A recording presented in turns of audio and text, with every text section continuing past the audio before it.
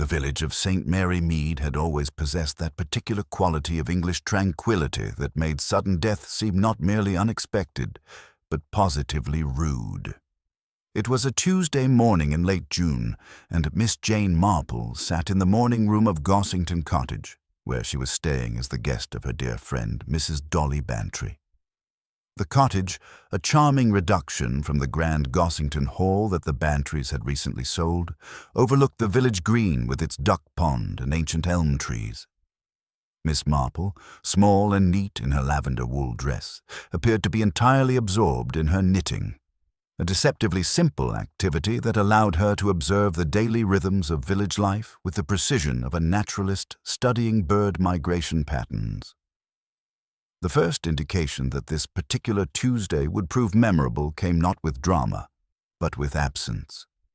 At precisely 9:07 each morning, the garden gate of Gossington Cottage would emit a distinctive squeak as Mr. Albert Endicott, the village postman, pushed it open to deliver the morning post.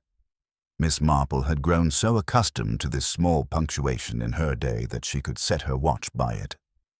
When 9:15 arrived with no familiar squeak, she set down her knitting needles with the quiet decisiveness of someone who had learned to pay attention to life's small irregularities. "The post is rather late this morning, isn't it, Dolly?" she remarked mildly to her friend, who was arranging delphiniums in the sitting room. "Is it?" Mrs. Bantry glanced at the mantelpiece clock with the vague surprise of someone whose life ran on more flexible schedules. "Poor Albert has seemed rather distracted lately. Arthur tells me he's been stopping to examine letters during his rounds, as if he can't quite remember where they're meant to go. Most peculiar for a man who's been delivering post for 15 years. Miss Marple's pale blue eyes sharpened with interest. A postman who had suddenly begun examining letters with unusual attention was worth noting. In her considerable experience with human nature, people who handled other people's correspondence developed either an admirable indifference to its contents or a dangerous curiosity about them. A sudden change from one to the other often indicated that something significant had occurred. Albert Endicott was indeed experiencing what might charitably be called a crisis of conscience. At 45, he was a spare, weathered man with the sort of face that invited confidences. A useful quality in a postman, though one that had recently begun to feel more like a burden than a blessing. For 15 years, he had carried the secrets of St. Mary Mead in his leather satchel, learning to read the village's emotional weather through the thickness of envelopes, the frequency of certain correspondences, and the way people's hands trembled when they reached for particular letters. This morning, however, Albert carried something that made his usual burden of village secrets seem light as feathers. Tucked deep in his bag, wrapped in brown paper and marked "Private and Confidential," was a letter that had arrived in yesterday's post from London. The address was written in a hand he recognized, though he had never seen it on an envelope before. He had seen it only on the prescription pads of Dr. Haydock and on the signature of death certificates. The letter was addressed to Mrs. Letitia Blacklock of Dyer's Hall, but Mrs. Blacklock had been dead for 6 months. Albert knew this because he had attended her funeral along with most of the village. What he also knew, and what was making his hands shake as he wheeled his bicycle along the high street, was that someone had been collecting Mrs. Blacklock's mail for the past 3 months. Someone who signed her name with practiced ease and who had, just last week, deposited a rather substantial check at the post office. Albert paused outside the vicarage, ostensibly to adjust his bicycle chain, but actually to steel himself for what he knew he must do. The Reverend Leonard Clement was in his garden, deadheading roses with the methodical patience that made him such an effective counselor to troubled parishioners. "Morning, Reverend," Albert called, his voice rougher than usual. "Good morning, Albert. You look rather pale, my dear fellow. Are you quite well?" Albert wheeled his bicycle closer to the garden gate. "Reverend, I've got a question, hypothetical-like." The vicar paused in his work, recognizing the tone of a man wrestling with his conscience. "Of course, Albert. What's troubling you?" "If a person knows something that ain't right, but proving it might hurt innocent folk? What's the Christian thing to do? Mr. Clement set down his secateurs and gave Albert his full attention. That depends on the nature of the wrongdoing, Albert. Is someone being harmed by your silence? Albert's laugh was bitter. Someone's already been harmed, Reverend. Question is whether more harm comes from speaking up or keeping quiet. He gripped the handlebars of his bicycle until his knuckles went white. But I reckon a man's got to do what's right, even if it makes him unpopular. Albert, if you're in possession of information about a crime— I didn't say nothing about crimes, Albert interrupted quickly. Just irregularities, things that don't add up proper. He straightened his shoulders with visible effort. Don't you worry, Reverend. I know what I got to do. Just wanted to hear it said out loud, like. He mounted his bicycle and pedaled away, leaving the vicar staring after him with considerable concern. From her window at Gossington Cottage, Miss Marple observed Albert's progress down the high street with the focused attention she might have given to a particularly complex knitting pattern. There was something in the postman's posture, a combination of determination and dread, that reminded her of her nephew Raymond when he had been caught cheating at school and was working up the courage to confess to his headmaster. "Dolly," she said quietly, "I believe I shall walk down to the village green. The morning air will do me good." Mrs. Bantry looked up from her flowers with surprise. "Are you quite sure, Jane? You seem rather preoccupied this morning." "Perhaps I am, dear. Sometimes one senses that the ordinary pattern of things is about to be disrupted. It's rather like feeling a storm coming, even when the sky appears perfectly clear." As Miss Marple made her way down the familiar streets, she noted the subtle signs of tension that seemed to permeate the village atmosphere.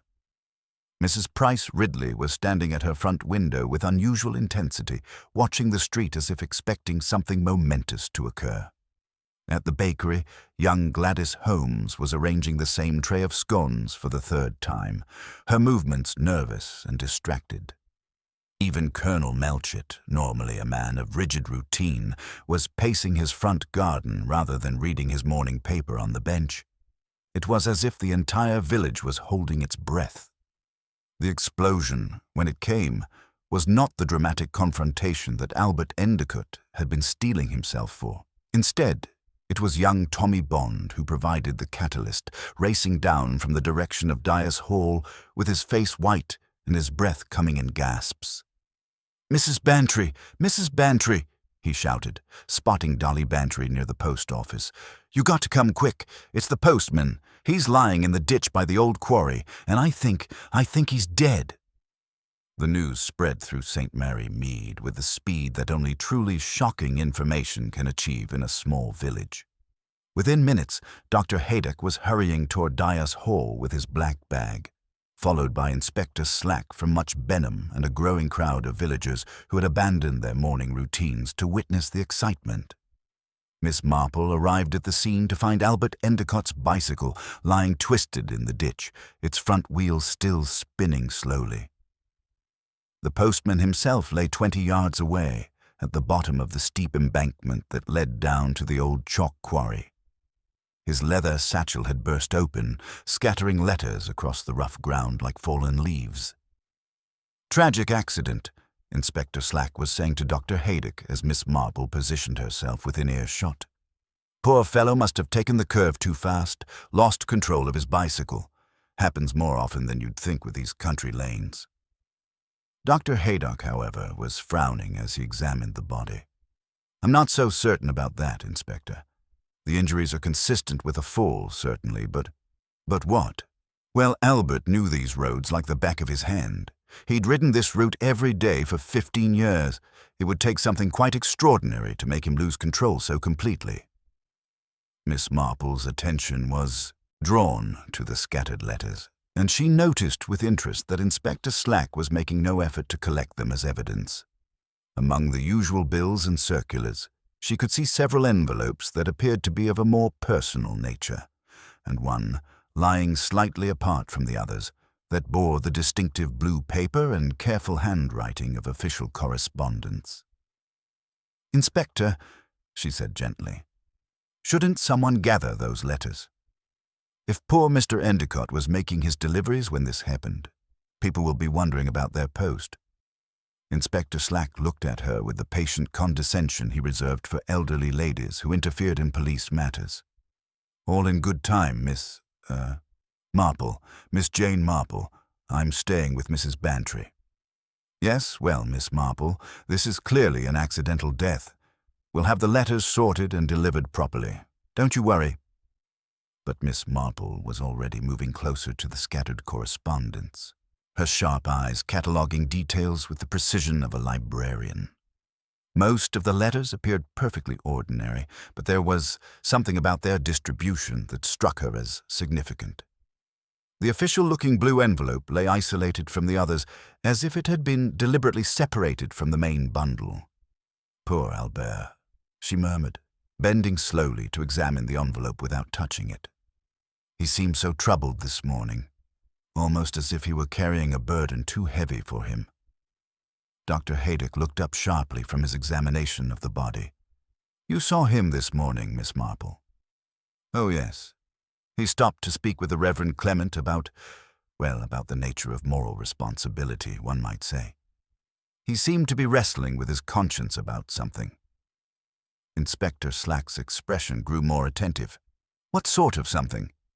Miss Marple's smile was gentle and apologetic. "I'm afraid I couldn't hear the details, Inspector, but it concerned information he possessed that he felt might harm innocent people if revealed. He seemed to have decided that speaking the truth was more important than avoiding unpleasantness." A silence fell over the small group gathered around the quarry. In that silence, Miss Marple could almost hear the sound of secrets stirring, like leaves rustling before a storm. "Well," Inspector Slack said finally, "whatever was troubling him, it doesn't change the facts. This is clearly an accident. Tragic, but straightforward." Miss Marple said nothing, but her pale blue eyes remained fixed on the blue envelope lying in the grass. In her long experience of human nature, she had learned that when a man died carrying secrets, those secrets rarely died with him. They had a way of surfacing at the most inconvenient times, like bodies rising from deep water. As the crowd began to disperse and the official business of death took its course, Miss Marple walked slowly back toward Gossington Cottage. Behind her, the peaceful village of St. Mary Mead settled back into its morning routine, apparently unaware that it had just acquired its first murder in over a year. But Miss Marple knew better. She had seen the look in Albert Endicott's eyes that morning, the look of a man who had discovered something that someone else desperately wanted to keep hidden. And in her considerable experience, such discoveries were rarely allowed to remain secret for long. The question was not whether Albert Endicott had been murdered, but who had found it necessary to silence him, and what secret had been worth killing for. By the following morning, the death of Albert Endicott had been thoroughly discussed, analyzed, and conveniently explained by nearly everyone in St. Mary Mead. The village had that peculiar quality of a disturbed ant-hill, with residents scurrying about their business while maintaining an air of heightened awareness that something significant had occurred in their midst. At the Blue Boar, where a gathering had formed earlier than was strictly proper for morning refreshments, the theories flowed as freely as the ale. Mrs. Price Ridley, who had positioned herself strategically near the window, was holding forth with considerable authority for someone who had not witnessed the actual event. "It was clearly his heart," she announced to the assembled company. "I always said Albert overexerted himself, tramping about in all weather at his age.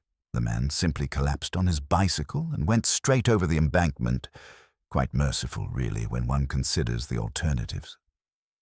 Mr. Abbott, the grocer, disagreed with the vehemence of a man who prided himself on superior knowledge. "Nonsense, Mrs. Price Ridley. It was mechanical failure, pure and simple. Those bicycles are death traps. I warned him myself about flying down hills at such speeds. Should have listened to reason." Miss Marple, who had arrived with Mrs. Bantry ostensibly to inquire about the morning's bread delivery, positioned herself where she could observe the proceedings while appearing to do nothing more than sip her tea and listen politely. She noted with interest that Dr. Haydock stood slightly apart from the main group, frowning into his whiskey with the expression of a man wrestling with professional doubts. "You seem troubled, Doctor," she remarked quietly as he passed near her table. Haydock paused, then took the seat beside her with evident relief. "I am troubled, Miss Marple. The injuries are consistent with a fall, certainly. But there's something about the pattern that doesn't quite fit. The force of impact, the angle, it suggests he went over that embankment with considerably more momentum than one would expect from simply losing control of a bicycle. As if he were pushed, perhaps." The doctor's eyes met hers sharply. "I didn't say that." "No, but you thought it. Now you're wondering whether you should mention your suspicions to Inspector Slack, who has already decided this was an accident and would not welcome complications." Before Dr. Haydock could respond, the conversation was interrupted by the arrival of Miss Emma Crackenthorpe, the late Mrs. Blacklock's former companion. She entered with obvious reluctance, her black dress impeccable, but her manner suggesting someone walking on increasingly thin ice. The villagers offered their condolences, which she accepted with a pale, strained expression that suggested she was maintaining composure through sheer force of will. "Albert was always so kind," Emma was saying to the vicar. "He would stop and chat with Mrs. Blacklock even when his rounds were running late. She looked forward to his visits tremendously in those final months. And I understand you've been managing Mrs. Blacklock's correspondence since her passing?" Reverend Clement inquired gently. A flush rose in Emma's pale cheeks. "Only small matters, Reverend. Her nephew in London handles the estate properly. I simply collect the occasional letter and forward it along to him." Miss Marple's sharp eyes noted the flush, the stammering quality of the response, and filed both observations away with the precision of a librarian cataloguing important documents. The gathering was further disrupted by the entrance of Julian Harmon, Mrs. Blacklock's nephew and current occupant of Dias Hall. He was a tall, nervous man whose hands seemed unable to find comfortable resting places, drumming on surfaces and adjusting his clothing with obvious agitation. His eyes swept the room with the desperate quality of someone searching for either salvation or confirmation of disaster. "Terrible business," he said to no one in particular, his voice pitched slightly too high. "The scattered mail, I mean. Inspector Slack mentioned the bag had burst open completely. Letters blowing across the countryside. One's privacy is quite at the mercy of the elements."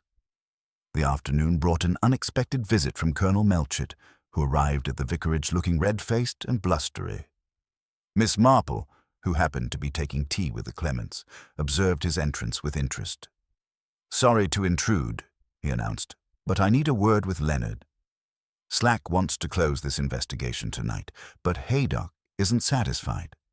Says there's evidence of tampering, a bruise on the back of Endicott's head that doesn't match the fall pattern, and the bicycle chain appears to have been deliberately weakened." Miss Marple's knitting needles paused for the briefest moment. "How very singular, Colonel. One might almost think someone wanted poor Albert to have an accident." As evening settled over St. Mary Mead, Miss Marple reflected on the day's revelations. A postman who had suddenly begun examining letters with suspicious attention. A companion who collected dead women's mail and grew flustered when questioned about it. A nephew desperately concerned about his privacy. And now, evidence suggesting deliberate sabotage. The village was reacting exactly as she had expected, like a pond disturbed by a stone, with ripples spreading outward as secrets stirred beneath the surface. Someone in St. Mary Mead had found Albert Endicott's knowledge too dangerous to ignore, and that someone was now watching nervously as the investigation unfolded, hoping their carefully constructed facade would hold against scrutiny. Miss Marple tucked away her knitting with quiet satisfaction. The game, as her nephew Raymond might say, was most definitely afoot. The following morning brought Inspector Slack to Gossington Cottage with the reluctant air of a man forced to acknowledge that his simple accident had developed inconvenient complications. He found Miss Marple in the garden, dead-heading roses with the methodical attention she brought to all tasks requiring patience and precision. "Miss Marple, Dr. Haydock has confirmed his suspicions," Slack began without preamble. "The bruising pattern on Endicott's head suggests he was struck from behind before the fall. The bicycle chain had been filed nearly through. It would have snapped under any significant strain. This was murder, carefully disguised as an accident." Miss Marple set down her secateurs and nodded slowly, unsurprised by the confirmation. "Then we must ask ourselves what Albert discovered that made someone willing to kill him. In my experience, Inspector, postmen occupy a unique position in village life. If Albert had begun examining letters with unusual attention, he must have noticed something quite irregular. I need to know exactly what you observed yesterday morning." "I took the liberty of noting which letters were scattered near Albert's body. Most were quite ordinary, but there was one blue envelope that lay somewhat apart from the others, as if it had been separated deliberately. It bore a London solicitor's return address and was directed to Mrs. Letitia Blacklock of Dyer's Hall, who has been deceased for 6 months. Slack's eyebrows rose sharply. "Miss Crackenthorpe claims she forwards all of Mrs. Blacklock's mail to Julian Harmon. How conscientious of her, though one wonders why a London solicitor would continue corresponding with a dead client, unless someone has been maintaining the fiction that Mrs. Blacklock is still alive." Their conversation was interrupted by Mrs. Bantry, who emerged from the house looking flushed with excitement. "Jane, Mrs. Price Ridley just telephoned with the most extraordinary news. Young Tommy Bond saw someone near the quarry yesterday morning, just before Albert fell. Someone wearing a distinctive red scarf, and Tommy says they were arguing. Albert was waving a letter around, and the other person was trying to snatch it from him." Inspector Slack snapped his notebook shut with renewed purpose. "If there was an altercation, we have our motive. I'll need to speak with this boy immediately." After Slack departed, Miss Marple found herself accidentally encountering Emma Crackenthorpe outside the post office. The companion looked even more strained than the previous day, her movements jerky and her eyes dark-circled with sleepless worry. "Good morning, Miss Crackenthorpe," Miss Marple said pleasantly. "I was hoping you might advise me about something. I'm looking for a particular shade of wool, something in deep burgundy. I seem to recall seeing Mr. Harmon wearing a scarf in just that color recently." The color drained from Emma's face so completely that Miss Marple feared she might faint. "Julian, I don't know what you mean. Julian doesn't wear scarves. He detests them." "Does he really?" Miss Marple's voice was gentle, almost apologetic. "How silly of me. I could have sworn I saw him with one just yesterday morning." Emma's hands trembled as she clutched her handbag. "You must be mistaken. Julian was with me all morning yesterday. We were going over household accounts together. All morning? Even around 9 o'clock when the post usually arrives?" "Yes, absolutely. We were together the entire time." The lie was so brittle it seemed to crack in the air between them. As Emma hurried away, Miss Marple watched her retreat with a mixture of pity and resolve. The lie had been told with desperate conviction, which meant Emma was either protecting Julian from something she knew he had done, or feared what he might be capable of doing. That afternoon brought further developments. Inspector Slack returned with news that the post office records showed 3 substantial checks had been deposited in Mrs. Blacklock's name over the past 2 months, all signed in a hand that bore suspicious similarities to Emma Crackenthorpe's careful script. "It's a neat little fraud," Slack admitted grudgingly. "The companion forges the signatures, the nephew provides respectability, and they split the proceeds. Endicott must have noticed the pattern. Too many letters for a dead woman, perhaps, or recognized the handwriting discrepancies. But Miss Marple found herself troubled by something deeper than simple fraud. Albert had told the Reverend that someone had already been harmed. Not would be harmed, but had already suffered injury. That suggested the crime Albert discovered wasn't merely financial deception, but something far more serious, something that had already resulted in death. She thought again of Mrs. Blacklock's funeral, the sudden heart failure, the London specialist who had been treating some mysterious condition. Sometimes, she reflected, what appeared to be natural death deserved much closer examination, particularly when it proved so financially convenient for those left behind. The web was becoming clearer, but Miss Marple suspected they had only begun to uncover its true extent. By Thursday morning, Inspector Slack had assembled what he considered an overwhelming case against Julian Harmon. Armed with evidence of forged signatures and Tommy Bond's identification of the red scarf, he arrived at Dyas Hall with the confident stride of a man approaching a foregone conclusion. Julian received him in the library with the hollow-eyed resignation of someone who had been expecting this visit since Albert Endicott's body was discovered. "The game's up, Harmon," Slack announced without preamble. "We have the forged checks, witness testimony about the scarf, and your alibi has more holes than a fishing net. Miss Crackenthorpe has already admitted she wasn't with you the entire morning." Julian's hands trembled as he gripped the back of a leather chair. "I didn't kill Albert.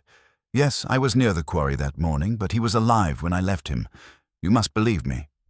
"Then explain why you were there." Julian's face contorted with conflicting emotions. "He confronted me about the letters. Said he had evidence of irregularities with my aunt's correspondence, but I swear I knew nothing about Emma's activities." Miss Marple, who had arrived ostensibly to return a borrowed book to Emma, positioned herself where she could observe the proceedings while appearing to examine the morning room's furnishings. Her sharp eyes noted the writing desk near the window, where sheets of paper covered with practiced repetitions of Letitia Blacklock lay scattered across the blotter. Some crossed out, others circled as if approved.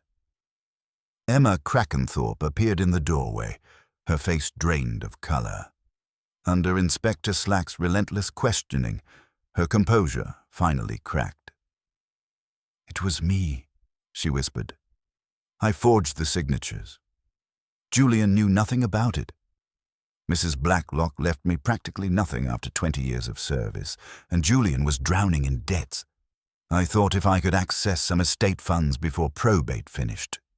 And when Endicott discovered your scheme," Emma's voice broke, "he gave me until Monday to confess or he'd go to the police. But there was something else. Something about Mrs. Blacklock's death not being natural. Albert had seen correspondence from her London physician, warnings about medication interactions. He thought someone had deliberately given her the wrong combination." Julian recoiled as if struck. "That's impossible. I never touched her medicines. Emma managed all of that." The revelation hung in the air like smoke from a snuffed candle. Miss Marple's knitting needles paused almost imperceptibly as she processed this information. Mrs. Blacklock's sudden heart failure, the London specialist's hasty diagnosis, the convenient timing of her death just before she might have changed her will. Pieces of a darker puzzle were beginning to align. Inspector Slack, however, remained focused on his immediate case. "We found the scarf this morning, buried in your compost heap. Burgundy wool, just as the boy described, with traces of bicycle grease." Julian stared at him in bewilderment. "I lost that scarf weeks ago. I assumed the maid had misplaced it during washing." Miss Marple bent to examine something on the carpet and straightened with a small fragment of red wool between her fingers. "How curious," she murmured. "This appears to be from the same garment. Tell me, Mr. Harmon, do you recall who knitted your scarf? The pattern is quite distinctive." "Emma made it for me last Christmas," Julian replied automatically, then stopped, his eyes widening as the implication struck him. "Indeed," Miss Marple said gently. "Knitting, like handwriting, is quite individual. Each person has their own particular way of casting off, their own tension in the stitches. If someone wished to implicate you, Mr. Harmon, they would need access to something you owned, something that could be conveniently discovered at the appropriate moment. Inspector Slack frowned. Are you suggesting the evidence was planted? I'm suggesting that when a case appears too neat, too perfectly arranged, one should examine whether someone has been very clever indeed. A buried scarf is remarkably convenient evidence, almost as if someone wanted it to be found. As the inspector departed with Julian in custody, Miss Marple remained behind with Emma, who had collapsed into a chair with her face buried in her hands. The companion's grief seemed genuine, but Miss Marple had learned to distinguish between sorrow for the dead and fear for the living. The truth has a way of surfacing, my dear, she said quietly, rather like bodies in deep water. The question is whether we allow it to emerge naturally, or whether someone tries to weight it down with false evidence and misdirection. Emma looked up with haunted eyes. What if the truth is worse than anyone imagines? Miss Marple's smile was gentle but implacable. Then it must still be faced. In my experience, the longer truth remains buried, the more damage it does when it finally breaks free. Outside, the afternoon shadows lengthened across the neglected gardens of Dyer's Hall, and Miss Marple knew that Albert Endicott's death was merely the visible consequence of secrets that had been festering for months. The real mystery lay not in forged signatures or planted scarves, but in the circumstances surrounding Mrs. Blacklock's conveniently timed demise. The arrest of Julian Harmon brought a peculiar sense of satisfaction to St. Mary Mead, for there is nothing quite so comforting as having a definite culprit to discuss over morning tea. The conversations at the Blue Boar turned eagerly toward his debts, his nervous disposition, and those easily recalled moments when he had appeared suspicious or simply odd. Yet Miss Marple found herself deeply troubled by the village's ready acceptance of this convenient solution. She sat in the vicarage drawing-room that evening, ostensibly discussing parish matters with Reverend Clement and his wife Griselda, though her true purpose was to gather information about Mrs. Blacklock's final weeks. The vicar, with his intimate knowledge of his parishioners' spiritual crises, might possess crucial details that others had overlooked. "Leonard," she began carefully, "do you recall Mrs. Blacklock's state of mind in those final months? I understand she had been contemplating changes to her will." The vicar set down his teacup with visible discomfort. "I shouldn't discuss confidential matters, Jane, but given the circumstances..." "Yes, she had become deeply troubled about something. She came to see me 3 weeks before her death, quite agitated. Said she had discovered a terrible betrayal by someone she trusted implicitly." "Did she name this person?" "No, but she mentioned having proof, letters that revealed the true character of someone who had been deceiving her for years. She intended to confront them and make substantial changes to her will accordingly." Miss Marple's mind worked with mechanical precision. Mrs. Blacklock had discovered betrayal, possessed incriminating evidence, and planned to alter her will. Within a week, she was dead under circumstances that, while appearing natural, had occurred with remarkable convenience. The following morning brought Dr. Haydock to Gossington Cottage, carrying a leather journal and wearing the expression of a man wrestling with professional conscience. "Miss Marple, I've been reviewing my records from Mrs. Blacklock's final illness. Something has been troubling me since Endicott's death." He opened the journal to a marked page. "Mrs. Blacklock was under my care for mild hypertension. I prescribed specific medication and warned her explicitly about dangerous interactions with certain common drugs. When I returned from my conference and learned of her death, I assumed the London specialist had been aware of these contraindications. But you never verified this assumption." "No, and that failure has haunted me. Yesterday I telephoned Dr. Pemberton's office, the physician who supposedly signed her death certificate. He has no record of treating Mrs. Blacklock. In fact, he was attending a conference in Edinburgh the week she died." The implications settled like frost over the morning room. Someone had forged not merely check signatures, but an entire death certificate, complete with a respected physician's credentials. "The symptoms Mrs. Blacklock exhibited," Haydock continued grimly, The confusion, visual disturbances, nausea. I attributed them to her existing condition, but combined with digitalis from common foxglove, the poisoning would mimic heart failure perfectly if one wasn't suspicious. Miss Marple walked to the window, assembling fragments into a coherent pattern. Who was present when she died? According to the household staff, only Emma Crackenthorpe and Julian Harmon. The cook and maid had been given the evening off. Most unusual, but Emma insisted Mrs. Blacklock wanted privacy.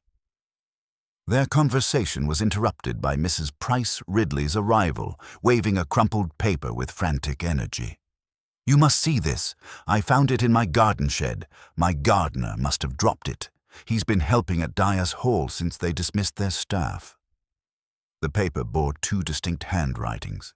In Albert's familiar scrawl, "Meet me at the quarry. 9:15, bring the letters or I go to the police." On the reverse, in bold, confident strokes, "Don't be a fool. I'll pay whatever you want." "That's not Julian's handwriting," Miss Marple observed quietly. "His script is small and cramped. Nor is it Emma's.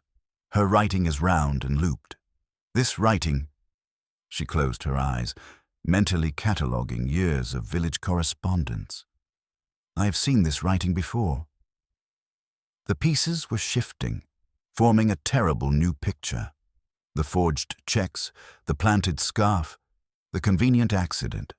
They were all elements of a larger design, orchestrated by someone they had completely underestimated. Someone who possessed the medical knowledge to commit murder by poisoning, the skill to forge official documents, and the ruthless intelligence to manipulate both Emma and Julian as unwitting accomplices. Albert Endicott hadn't merely stumbled upon fraud. He had uncovered evidence of premeditated murder. His fatal mistake had been assuming he was dealing with a simple thief, not realizing he was negotiating with a killer who had already tasted blood and found it disturbingly easy to shed. Miss Marple straightened her shoulders with quiet determination. The murderer was still walking free, protected by the convenient arrest of Julian Harmon, but the net was closing. Soon, very soon, the truth would emerge, and with it, the identity of St. Mary Mead's most dangerous resident. The revelation that Dr. Pemberton's signature had been forged transformed Inspector Slack's investigation from a simple case of village greed into something far more sinister. The release of Julian Harmon, while legally necessary, left the inspector grappling with the uncomfortable reality that a calculating murderer remained at large in St. Mary Mead.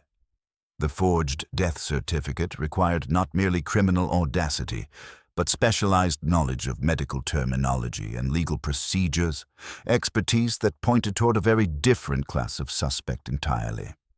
Miss Marple spent the morning conducting what appeared to be casual social visits, but were actually systematic inquiries designed to reconstruct the final weeks of Mrs. Blacklock's life.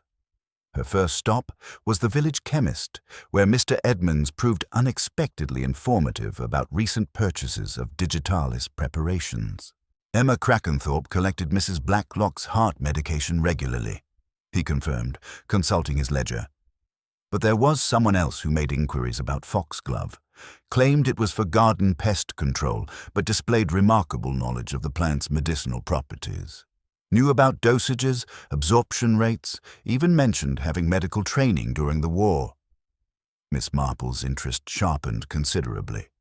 Medical training during wartime was not uncommon, but combined with knowledge of cardiac medications and access to Mrs. Blacklock's household, it narrowed the field dramatically. "Did you recognize this person?" "Oh yes, someone quite respectable.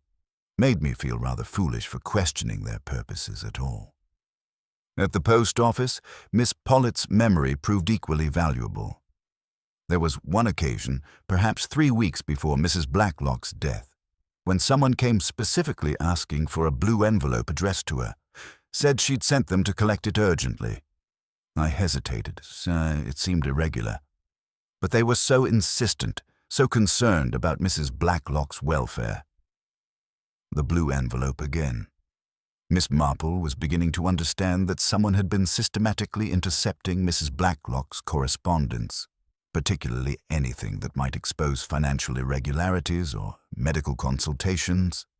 The poisoning hadn't been impulsive. It had been carefully planned to coincide with the victim's discovery of betrayal. Her visit to Dyas Hall revealed Emma Crackenthorpe in a state of barely controlled desperation, sitting in the morning room surrounded by count books and correspondence. The woman's hands trembled as she sorted through papers, and her eyes held the haunted quality of someone carrying an unbearable secret. "Emma, my dear," Miss Marple said gently, settling beside her, "I believe you've been protecting someone who doesn't deserve your loyalty." Emma's composure cracked like ice under sudden pressure. "I thought I was helping," she whispered. "When Mrs. Blacklock died so suddenly and the estate was in confusion, they said the forged signatures were necessary to prevent hardship for the staff, to keep the household running until probate was settled. They made it seem like a kindness." They? The person who'd been handling her London affairs, her legal representative for the hospital charity fund. When Mrs. Blacklock discovered money had been embezzled from the fund, substantial amounts over 2 years, she was devastated. She'd sponsored this person's career, treated them almost like family. Miss Marple nodded encouragingly, and she threatened to expose the theft. More than that, she intended to disinherit them completely and press criminal charges. That was the week before she died. Emma's voice dropped to barely a whisper. The confusion, the nausea, the visual disturbances. I thought it was her heart condition worsening. But Albert found correspondence discussing digitalist dosages and how foxglove poisoning could mimic cardiac failure. The final pieces aligned with terrifying clarity. Mrs. Blacklock had discovered financial betrayal by someone she trusted implicitly. That person had visited during her final week, ostensibly to discuss the audit, but actually to administer carefully calculated doses of foxglove extract disguised among her legitimate medications. The forged death certificate had prevented autopsy, while the continued embezzlement through forged signatures had provided both motive and method for silencing Albert Endicott. "Emma, this person has been manipulating you from the beginning. The forged checks weren't your idea. They were continuing the original embezzlement while using you as a convenient scapegoat. Julian was meant to be the ultimate suspect, with you as the frightened accomplice who could be pressured into supporting whatever story proved necessary." Emma stared at her with growing horror. "But they promised to protect me.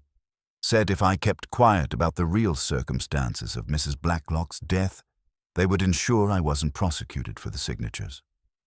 My dear child, you've been protecting a murderer who fully intended to see you hanged for their crimes." Miss Marple rose with quiet determination. The killer's identity was now clear, though proving it would require careful strategy. This was someone with legal training, accustomed to manipulating evidence and exploiting others' weaknesses. They had killed twice to protect their secret, and would not hesitate to kill again if cornered carelessly. But murderers, however clever, often possessed one fatal flaw: the arrogance that came from believing themselves superior to their victims. This particular killer had grown confident, perhaps even complacent, assuming that Albert's death had eliminated the last threat to their carefully constructed deception. Miss Marple intended to demonstrate just how mistaken that assumption had been. The morning of the St. Mary Midsummer fete dawned with a peculiar brightness that seemed to illuminate secrets as clearly as it did the bunting stretched between the elm trees. Miss Marple, arranging her knitting stall with methodical precision, observed the gathering crowd with the focused attention of a naturalist studying particularly interesting specimens. The village had turned out in force, drawn by a combination of genuine community spirit and the irresistible magnetism of recent events that had transformed their peaceful hamlet into something approaching a sensation. Dr. Haydock approached her stall with the purposeful stride of a man carrying significant news. Miss Marple, I've had a most illuminating telephone conversation with the General Medical Council. It seems our investigation has uncovered some rather disturbing irregularities in medical qualifications that extend far beyond St. Mary Mead. She looked up from her arrangement of tea cozies with polite interest. Indeed, Doctor, how fascinating that such matters should intersect with our little village concerns. The forged death certificate bearing Dr. Pemberton's signature wasn't the first such document to surface recently. There's been a pattern across 3 counties, elderly patients with substantial estates dying suddenly of heart conditions, all certified by physicians who were either abroad or had no record of treating the deceased. Someone with considerable medical knowledge has been operating a systematic fraud. Miss Marple's needles paused in their steady rhythm. Someone who understands both medical procedures and legal documentation. Rather a specialized combination of skills, wouldn't you say? Their conversation was interrupted by the arrival of Miss Hinchcliffe, who had driven over from Chipping Cleghorn for the fete. She was accompanied by Miss Murgatroyd, and both women wore expressions of barely contained excitement that suggested they carried news of considerable import. "Jane," Miss Hinchcliffe called, striding toward the knitting store with characteristic directness. "Amy has remembered something rather crucial about that charity audit," Mrs. Blacklock requested. "Tell her, Amy." Miss Murgatroyd fluttered nervously, glancing around to ensure they weren't overheard. "It was the handwriting, you see. Mrs. Blacklock showed me some of the correspondence about the missing funds, and I remarked that the signature looked familiar. She said it belonged to someone we'd known for years, someone she'd trusted completely with the charity's legal affairs." "Did she name this person?" Miss Marple inquired gently. She was about to, but then we were interrupted by a visitor. Mrs. Blacklock became quite agitated afterward, said she needed to speak with Reverend Clement immediately about moral obligations and betrayal of trust. That was the day before she took ill. Miss Marple absorbed this information with the quiet satisfaction of someone watching puzzle pieces align. Across the fete grounds, she observed Inspector Slack making his way through the crowd with the determined expression of a man following a definite lead. Behind him walked a figure she recognized with sudden, crystalline clarity. Someone who had been present at every crucial moment, offering help and sympathy while carefully positioning themselves to monitor and manipulate the investigation's progress. Miss Blacklock's trusted legal advisor wasn't a stranger from London, but rather someone who had been hiding in plain sight among the familiar faces of village life. Someone whose frequent visits to Dyer's Hall had been attributed to professional duty rather than personal opportunity. Someone who possessed both the medical knowledge gained during wartime service and the legal expertise necessary to orchestrate such an elaborate deception. "Dr. Haydock," she said quietly, "I believe it would be wise to have Inspector Slack join us. And perhaps you might ask Miss Crackenthorpe to bring those remaining papers from Mrs. Blacklock's desk, the ones she's been so carefully preserving in her room." As the various participants in this deadly game converged on her modest stall, Miss Marple reflected that the truth had been visible from the beginning, obscured only by assumptions about respectability and professional competence. The murderer had counted on those assumptions, using them as camouflage while systematically eliminating anyone who threatened to expose their carefully constructed facade. But assumptions, as Miss Marple had learned through decades of observing human nature, were often more dangerous than the secrets they were meant to protect. In her experience, the most successful criminals were invariably those who appeared most helpful, most concerned, most eager to assist with the very investigations that might expose them. The endgame was approaching, and with it, the moment when St. Mary Mead's most dangerous resident would finally be forced to abandon their mask of benevolent respectability. Miss Marple straightened her shoulders with quiet determination, prepared to demonstrate that even the cleverest murderer was no match for an elderly lady who understood that the greatest weapon against evil was simply refusing to be deceived by its disguises. The summer fete continued around them, but beneath its cheerful surface, the final threads of a deadly web were about to be drawn tight. The afternoon heat had settled over the fete like a woolen blanket, and Miss Marple found herself grateful for the shade of her modest knitting stall. The cheerful sounds of village celebration continued around them, children's laughter, the distant brass band, the gentle clink of teacups. But the small gathering that had formed near her display of hand-knitted goods carried an altogether different atmosphere. Inspector Slack stood with his notebook at the ready, while Dr. Haydock positioned himself strategically near the entrance to the refreshment tent. Emma Crackenthorpe clutched a leather portfolio against her chest as if it contained explosives rather than papers. "Emma, my dear," Miss Marple said gently, "I believe it's time to share what you've been hiding in that portfolio. The truth has a way of demanding acknowledgement, doesn't it?" Emma's hands trembled as she opened the leather case, revealing a collection of correspondence that she had secreted away since Mrs. Blacklock's death. "I found these in her private desk," she whispered. "They were marked for her solicitor's attention, but after she died so suddenly, I was frightened of what they might reveal about my own difficulties with the signatures." The papers documented a systematic pattern of embezzlement from the hospital charity fund that Mrs. Blacklock had administered. More damning still were her personal notes, written in her firm, decisive handwriting, detailing her growing suspicions about falsified audit reports and diverted funds. The final entry, dated just 3 days before her death, was particularly chilling. "GT has betrayed my trust completely. Have requested full investigation from London. Must confront him tomorrow about the missing funds. Will immediately and contact authorities." "The handwriting on these forged audit reports," Miss Marple observed, holding one document up to catch the light, "is quite distinctive. Bold, confident strokes. The same formation of capital letters that we saw on the note found in Mrs. Price Ridley's garden shed, the one arranging Albert's fatal meeting." A shadow fell across the stall, and Miss Marple looked up with the expression of someone who had been expecting precisely this interruption. Mr. Geoffrey Tressilian approached with his usual air of professional competence, though something in his posture suggested a man walking on increasingly unstable ground. "Inspector Slack," he said with practiced smoothness, "I trust there's been progress in resolving this unfortunate matter. As Mrs. Blacklock's legal adviser, I'm naturally concerned about the implications for her estate." "Indeed, Mr. Tressilian," Miss Marple replied mildly, "your concern has been quite evident throughout this investigation, almost as if you had a particularly personal interest in ensuring certain facts remained buried." The change in his expression was subtle but unmistakable. A tightening around the eyes, a barely perceptible shift in his stance.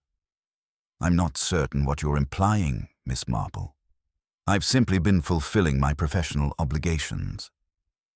"Your professional obligations," she repeated thoughtfully, "which included managing the hospital charity fund that Mrs. Blacklock discovered had been systematically plundered. She invited you to Dyer's Hall that final week, didn't she? Ostensibly to discuss the audit, but actually to confront you with evidence of your theft." Dr. Haydock stepped forward, his medical authority lending weight to the accusation. "You served as a medical orderly during the war, Tressilian. Your knowledge of cardiac medications would have been considerable. You would have known precisely how to administer foxglove extract in doses that would mimic natural heart failure." Tressilian's laugh carried a forced quality that fooled no one present. "This is extraordinary speculation, Doctor. Mrs. Blacklock died of natural causes, properly certified by a London physician." "A physician who was attending a conference in Edinburgh at the time?" Inspector Slack interjected grimly. "We've verified that Dr. Pemberton never treated Mrs. Blacklock. Someone with considerable medical knowledge forged that death certificate." Miss Marple's voice remained gentle, almost conversational. "Albert Endicott was your undoing, wasn't he? He had been noticing irregularities in the mail, too many letters for a dead woman, signatures that didn't quite match his memory of Mrs. Blacklock's handwriting. When he found that blue envelope containing correspondence about the charity fund investigation, he realized what you'd been doing. The poor man thought he was dealing with simple fraud," she continued, her knitting needles moving in their steady rhythm. He had no idea he was confronting a murderer. When he arranged to meet you at the quarry, demanding the incriminating letters in exchange for his silence, you saw only one solution. Tressilian's composure was fracturing like ice under spring sun. His hands, Miss Marple noted with professional interest, had developed a slight tremor, and there was a sheen of perspiration across his forehead despite the afternoon's relative coolness. "You struck him from behind," Inspector Slack said flatly. "Then staged the bicycle accident. The filed chain, the carefully chosen location, it was all calculated to appear accidental." "She was going to destroy everything," Tressilian said suddenly, the words escaping before he could stop them. His voice carried a bitterness that transformed his entire demeanor. 15 years of service, of building her trust, of managing her affairs perfectly, and she was prepared to throw it all away over a few £1,000s that she would never have missed. The admission hung in the summer air like smoke from a snuffed candle. Around them, the fete continued its cheerful progress, but the small circle gathered around Miss Marple's stall had become an island of deadly seriousness in the sea of village celebration. Miss Marple looked at him with something approaching pity. "The money wasn't really the point, was it, Mr. Tressilian? It was the power, the respect, the position of trust. You couldn't bear to lose the life you'd built on that foundation, even when it began to require murder to maintain it." His eyes met hers then, and what she saw there was not remorse, but the cold calculation of a man still seeking an escape route. In that moment, Miss Marple realized that Geoffrey Tressilian remained every bit as dangerous as he had been when he first decided that Mrs. Blacklock's discovery could not be allowed to stand. The final act of this deadly drama was about to begin. The afternoon heat seemed to intensify as Inspector Slack stepped closer, but Miss Marple raised a gentle hand, her pale blue eyes never leaving Tressilian's face. "Not quite yet, Inspector. Mr. Tressilian deserves to understand exactly how his careful plans unraveled before we proceed with formalities." Geoffrey Tressilian's professional mask was fracturing, but he fought to maintain composure. "This is all circumstantial speculation, Miss Marple. Village gossip and elderly imagination. You have no concrete evidence linking me to anything more serious than professional disagreement with a difficult client." "Oh, but I'm afraid we do," Miss Marple replied mildly, reaching into her knitting bag with unhurried precision. "You see, Albert Endicott was far more methodical than you credited. He documented everything, every suspicious letter, every forged signature, every instance when you collected mail meant for a dead woman." She withdrew a small, leather-bound notebook, its pages filled with Albert's careful handwriting. "He hid this in his cottage, behind a loose brick in the fireplace. Your mistake was assuming that a simple postman wouldn't think to preserve evidence." Tressilian's face went ashen. "That's impossible.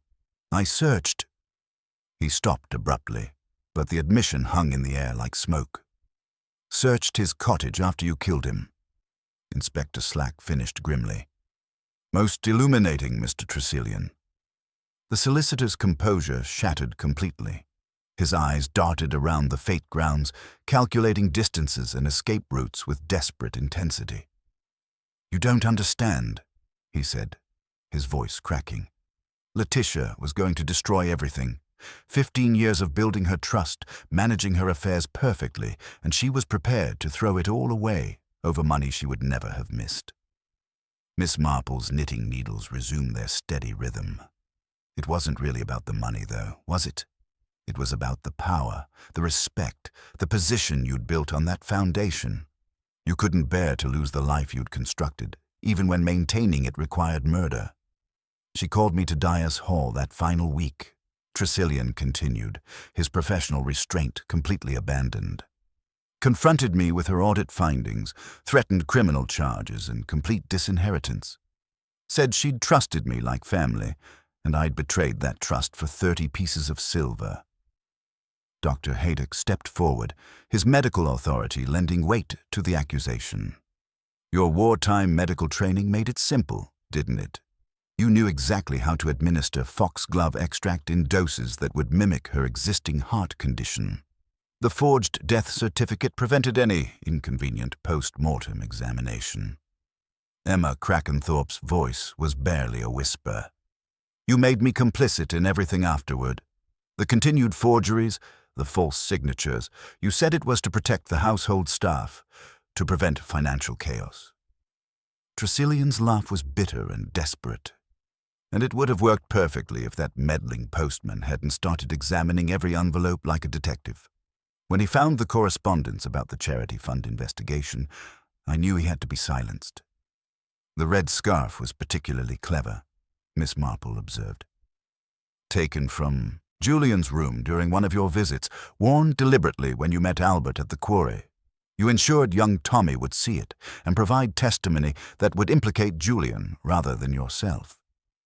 Suddenly, with the violent desperation of a cornered animal, Tressilian lunged toward Emma Crackenthorpe, seizing her arm and pulling her in front of him as a shield. From his pocket came not a gun, but something equally dangerous, a folded straight razor, its blade gleaming in the afternoon sun. "Back away," he shouted, his voice raw with panic. "All of you, I'm walking out of here and she's coming with me." The Fate crowd fell silent, their pleasant afternoon transformed into nightmare. Inspector Slack froze, recognizing the volatility of the situation as the razor hovered near Emma's throat. "This is foolish, Mr. Tressilian," Miss Marple said calmly. "You cannot escape. The village is surrounded, and you have nowhere to run." As he backed toward the car park, dragging Emma with him, Miss Marple caught young Tommy Bond's eye and nodded almost imperceptibly toward the marquee tent ropes. The boy, understanding instantly, threw his weight against the main support just as Tressilian stepped backward. The heavy canvas collapsed outward with a rush of air. Tressilian, caught off balance, stumbled and loosened his grip on Emma. Inspector Slack moved with surprising speed, tackling him before he could recover, while Dr. Haydock rushed to Emma's aid.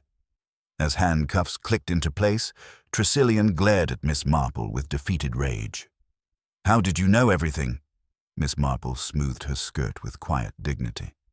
"Because you made the fundamental error of underestimating people, Mr. Tressilian.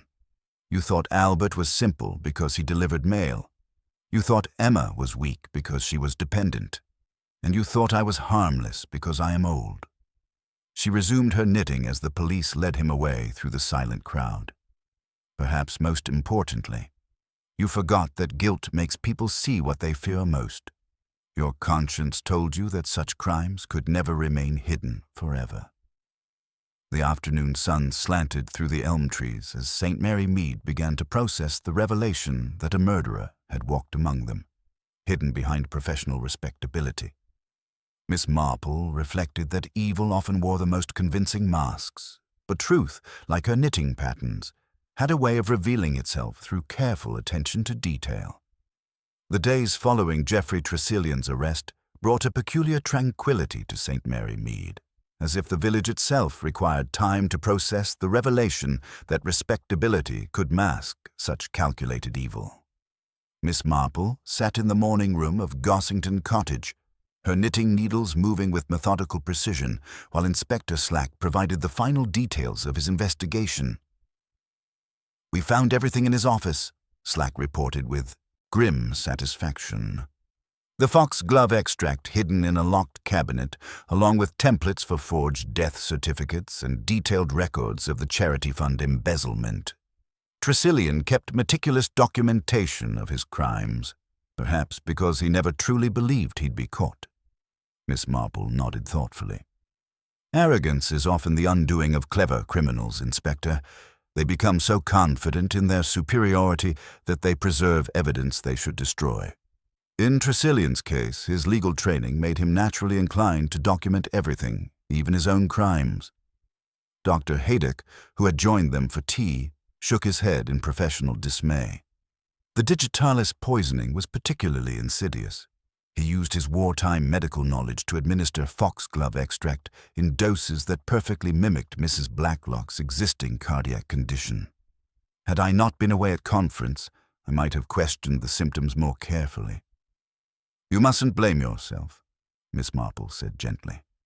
Tressilian counted on medical professionals accepting the obvious diagnosis, especially when supported by a forged death certificate from a respected London specialist. His plan was methodical and ruthless: eliminate Mrs. Blacklock before she could expose his theft, then continue the fraud through Emma's unwitting participation. The conversation was interrupted by Emma Crackenthorpe's arrival, looking pale but determined. She carried herself with a new steadiness that suggested someone who had finally stopped running from difficult truths. "I wanted to thank you, Miss Marple," Emma said quietly. "Inspector Slack tells me that without your intervention, Julian and I would certainly have been convicted. I was so frightened, so desperate to believe Tressilian's explanations about protecting the household staff." "Fear makes us vulnerable to manipulation, my dear," Miss Marple replied with characteristic gentleness. "Tressilian understood that perfectly. He positioned you as his unwitting accomplice and Julian as the ultimate scapegoat, all while maintaining his facade of professional respectability." Emma's voice grew stronger. "Julian and I have decided to reopen Dias Hall properly. No more secrets, no more hiding. We've learned rather expensive lessons about trust and desperation, but perhaps we're wiser for them." As afternoon settled into evening, Miss Marple walked through the village, observing the gradual return to normal rhythms. At the Blue Boar, conversations had shifted from murder to more mundane concerns. Mrs. Price Ridley was back to her usual position at the window, though her observations now carried a sharper edge of suspicion. Even the ducks on the village pond seemed to paddle with renewed purpose, as if they too understood that their peaceful world had been restored. The churchyard drew her steps inevitably. Fresh flowers lay on Albert Endicott's grave, roses from the vicarage garden, placed there by Reverend Clement in recognition of a man who had died trying to do what his conscience demanded. Beside it, Mrs. Blacklock's marble headstone stood as testament to a woman whose sharp mind had ultimately led to her own destruction, but whose death had not gone unavenged. Miss Marple reflected on the nature of justice as she made her way home. It was rarely neat, often came too late for the victims, but there was profound satisfaction in knowing that truth had prevailed over deception. Tressilian would face trial for 2 murders and multiple counts of fraud, with evidence so overwhelming that conviction was virtually certain. Back at Gossington Cottage, she resumed her knitting as twilight deepened. The pattern was complex, requiring careful attention to each stitch, but gradually the chaotic threads resolved themselves into something orderly and complete. Rather like the mystery itself, she thought with quiet satisfaction. The case of the postman who died knowing too much had been solved not through dramatic confrontations or scientific analysis, but through patient observation of human nature in all its flawed complexity. Albert Endicott's conscience had ultimately triumphed over Geoffrey Tressilian's calculated evil, though the cost had been tragically high. As night settled over St. Mary Mead, Miss Marple set down her completed work. Another pattern finished, another truth revealed. The village would remember this summer's events for years to come, but life would continue its gentle rhythms. Morning post, afternoon tea, evening conversations over garden gates. Human nature, she reflected contentedly, would always provide more than enough material for observation. And somewhere, in villages just like this one, other elderly ladies with sharp eyes and patient hearts would be watching, waiting, ready to ensure that truth and justice prevailed over the most carefully constructed deceptions. The mystery was complete, its final threads woven into place with the same precision Miss Marple brought to all her endeavours. The first frost came to St. Mary Mead in early October, silvering the grass on the village green and turning the last roses in cottage gardens into crystalline sculptures. Miss Marple, walking to morning service with Mrs. Bantry, observed how the village had subtly rearranged itself in the weeks following Geoffrey Tressilian's conviction. The changes were small but significant, like the careful adjustments one makes to a knitting pattern when a dropped stitch threatens the entire design. Mrs. Price Ridley no longer confined her observations to harmless gossip about the vicar's sermons or the postmaster's punctuality. Her sharp eyes now carried a different quality of attention, as if she had learned that respectability could mask the most terrible secrets. At the bakery, young Gladys Holmes asked after her customer's health with genuine concern rather than mere politeness, understanding now that even the most robust villagers might be more vulnerable than they appeared.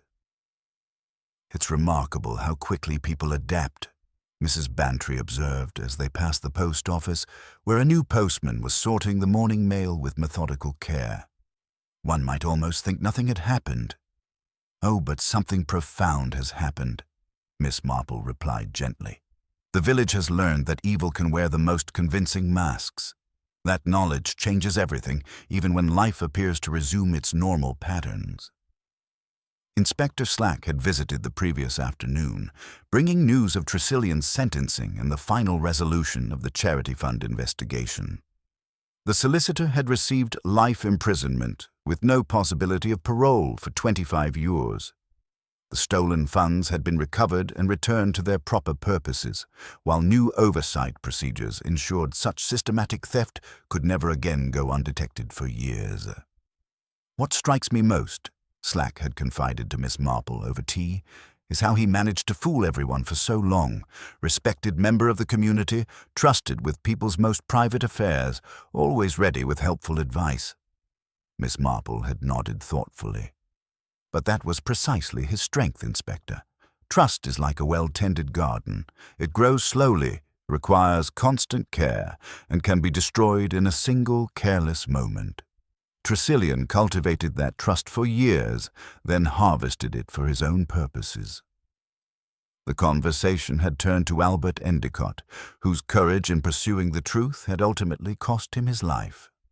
A small memorial plaque now graced the post office wall, commemorating 15 years of faithful service and the integrity that had led him to confront a murderer rather than ignore uncomfortable truths. He could have simply looked the other way, Slack had mused, pretended not to notice the irregularities, avoided the confrontation entirely. "But then he wouldn't have been Albert Endicott," Miss Marple had replied. "Some people are constitutionally incapable of ignoring wrongdoing even when silence would be safer. The village is fortunate to have had such a man, even if we couldn't protect him from the consequences of his conscience." This morning, as she and Mrs. Bantry approached the churchyard, Miss Marple paused at Albert's grave. Fresh flowers lay against the headstone, chrysanthemums from the vicarage garden, placed there by someone who understood that heroes deserved remembrance. Nearby, Mrs. Blacklock's more elaborate memorial stood as testament to a woman whose sharp mind had ultimately sealed her fate, but whose death had not gone unavenged. The church bells began their familiar Sunday morning call, and the village stirred to life around them. From Dias Hall came the sound of hammering, where Julian Harmon was overseeing the conversion of the East Wing into a convalescent home. Emma Crackenthorpe had thrown herself into the project with the determined energy of someone seeking redemption through useful work. The house that had harbored such dark secrets would soon shelter those in need of healing, a transformation that seemed both appropriate and hopeful. As they entered the church, Miss Marple reflected on the nature of justice and the curious ways in which truth eventually surfaced, no matter how deeply buried. Tressilian had been undone not by dramatic revelation or scientific analysis, but by the accumulated weight of small observations made by ordinary people doing ordinary jobs. A postman who noticed irregular correspondence, a doctor who questioned convenient diagnoses, a companion who preserved incriminating documents despite her fear. The service began with Reverend Clement's reading from Ecclesiastes. "For there is nothing covered that shall not be revealed, neither hid that shall not be known." Miss Marple smiled quietly at the appropriateness of the selection. In her long experience of human nature, she had learned that secrets, like seeds, had a way of pushing through even the most carefully constructed barriers to reach the light. Outside, autumn deepened its hold on St. Mary Mead, but within the ancient walls of the church, The eternal verities remained unchanged. Truth would always triumph over deception, justice would always find its way, and somewhere in quiet villages like this one, observant souls would always stand ready to ensure that the innocent were protected and the guilty brought to account. The mystery of the postman who died knowing too much was drawing to its close, but the larger mystery of human nature, with all its capacity for both evil and redemption, would continue as long as people gathered together in communities, carrying their secrets, their hopes, and their fundamental need for justice in an uncertain world. The first frost of winter had settled over St. Mary Mead like a benediction, transforming the village green into a pristine canvas that seemed to erase the darker memories of summer's revelations. Miss Marple sat by the fire in Gossington Cottage's sitting room, her knitting needles moving with their characteristic rhythm as she worked on a small yellow jacket intended for the first baby, expected at Dyas Hall's new convalescent home. The transformation of that shadowed house into a place of healing had provided the most fitting epilogue to their recent troubles. Mrs. Bantry entered with tea in the afternoon post, settling beside her friend with visible contentment. Inspector Craddock telephoned this morning with the final details from Scotland Yard's investigation. They've connected Tressilian to at least 4 similar murders across 3 counties. Elderly clients who discovered his embezzlement and died of convenient heart failure shortly afterward. Each case followed the same pattern: systematic theft, forged death, certificates and digitalis poisoning disguised as natural cardiac events. Miss Marple nodded without surprise. I suspected as much when we found those meticulous records in his office. Geoffrey Tressilian was not a man who acted impulsively. Mrs. Blacklock's murder represented years of refined technique, not desperate improvisation. What I still don't understand, Mrs. Bantry continued, is how you knew so early that he was our culprit, even before the evidence about the scarf and the forged certificates emerged. Miss Marple paused in her knitting, a small smile playing at the corners of her mouth. It was something he said at Mrs. Price Ridley's bridge party, 3 days before Albert's death. He complained about finally having peace to work on his files at Dyas Hall, because that infernal morning whistling had stopped. But Albert only ceased his daily whistling on Tuesday, the day he discovered the blue envelope and realized the truth. Tressilian claimed to have been in London all week, yet he knew about a change in Albert's behavior that occurred only on Tuesday morning. The revelation hung in the warm air between them like smoke from the fire. Mrs. Bantry set down her teacup with dawning comprehension. He was watching Albert, waiting for the right moment to silence him. Precisely. That casual complaint revealed not only his presence in the village when he claimed to be elsewhere, but his intimate knowledge of Albert's routines, the knowledge of a predator studying his prey. Their conversation was interrupted by Emma Crackenthorpe's arrival, carrying a basket of preserves from Dyas Hall's new kitchen gardens. The transformation in her appearance was remarkable. Where once she had moved with the nervous deference of someone perpetually afraid of giving offense, she now carried herself with quiet confidence. Her work managing the convalescent home had revealed capabilities that years of fearful subservience had hidden. "Julian asked me to bring these," Emma said, arranging the jars on the tea table. "He's discovered quite a talent for horticulture. Says growing things helps him understand how patience and proper care can restore even the most damaged roots." She paused, then added quietly, "We received word that Tressilian's other victims' families are forming a support group. It's strangely comforting to know we weren't his only targets, though terrible to think how long he operated undetected." Miss Marple resumed her knitting, reflecting on the curious mathematics of justice. One man's greed had destroyed multiple lives across several counties, yet his downfall had come through the courage of a village postman who noticed irregular correspondence. Albert Endicott's death had not been in vain. His willingness to confront uncomfortable truths had prevented countless future murders. As evening settled over the village, Miss Marple walked to her window and observed the familiar rhythms of St. Mary Mead reasserting themselves. Lights glowed warmly in cottage windows, smoke rose straight in the still air, and the ancient church bells marked the passage of another peaceful day. Yet beneath this restored tranquility lay a harder wisdom, the understanding that evil often wore respectable masks and that vigilance was the price of community safety.